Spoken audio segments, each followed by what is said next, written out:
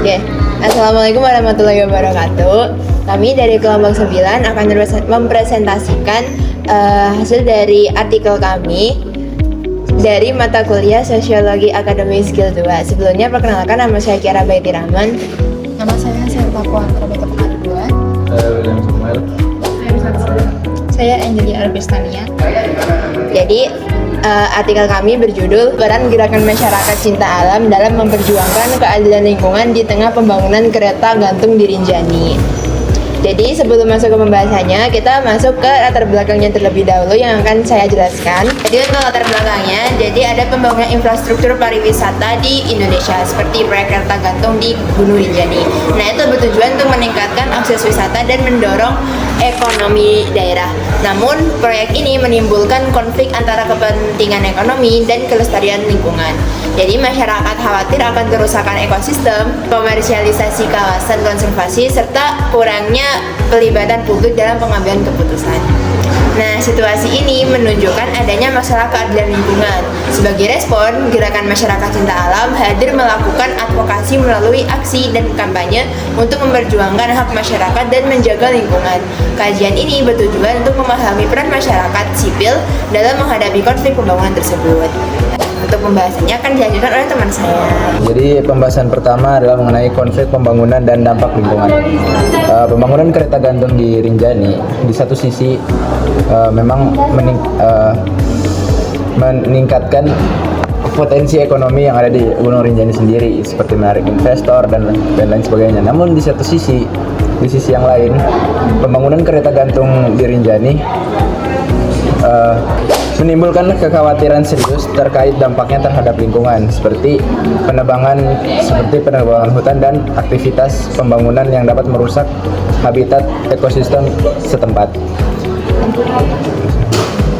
Dengan demikian, pembangunan kereta gantung di Rinjani mencerminkan dilema klasik dalam pembangunan, yaitu bagaimana mencapai keseimbangan antara eksploitasi sumber daya untuk kepentingan ekonomi dan perlindungan lingkungan.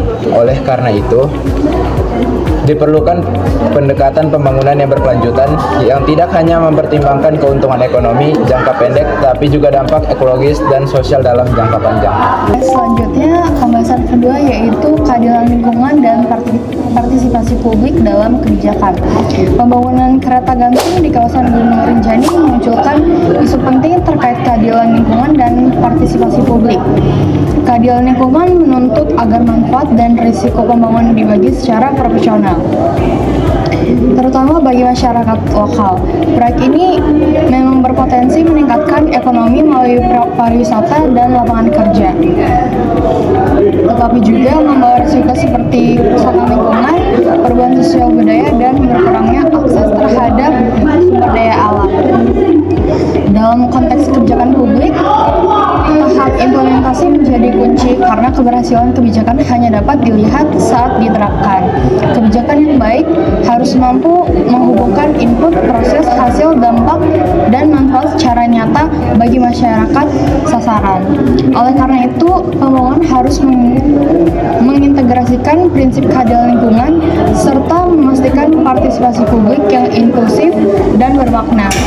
Tanpa hal tersebut, pembangunan berisiko memperlebar kesenjangan sosial dan merusak kelestarian lingkungan.